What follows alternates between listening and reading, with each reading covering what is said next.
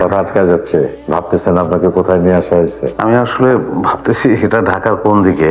আমাকে গাড়িতে তুলেই তো আমার মুখ ঢেকে ফেলা হলো, তারপর 15 মিনিট গাড়ি চললো, তারপর অন্য একটা গাড়িতে তুললো। অন্য গাড়িতে যখন তুললো তখন আমি একটা ট্রেনের সাউন্ড পেলাম। তো কোতোয়ালি থেকে 15 মিনিট দূরত্বে রেল ক্রসিং আছে খিলগাঁওয়ে, ওখান থেকে ইউটার্ন করলো। ইউটার্ন করে তারপরে গাড়ি 40 মিনিট চললো। আমি বুঝতে পারলাম যে এটা একটা ফ্লাইওভার।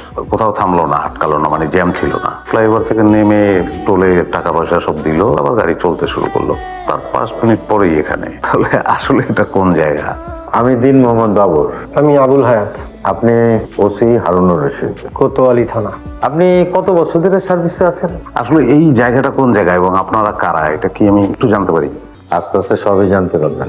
এখন বলেন, কত বছর ধরে সার্ভিসে আছেন? তাদের কথার উত্তর দিচ্ছি, কেন দিচ্ছি না জেনে কি কথা বলা ঠিক হবে? আপনার থানা থেকে সবার সামনে আপনাকে তুলে আনা হয়েছে, তারপর আপনি বুঝতে পারতেছেন না যে আপনাকে কোথায় নিয়ে আসা হয়েছে। তো বলেন, কত বছর ধরে সার্ভিসে আছেন বলেন? 20 বছর। আপনার বিরুদ্ধে অনেক অভিযোগ আছে, তো 20 বছর ধরে যা যা করছেন। অভিযোগ?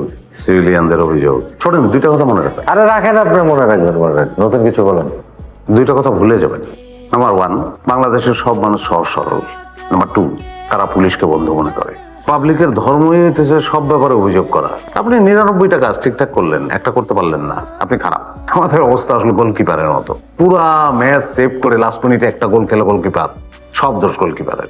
তো আপনি বলতে চাচ্ছেন আপনার বিরুদ্ধে করা সব অভিযোগ মিথ্যা? কোন অভিযোগ? আফরান চৌধুরী কেস।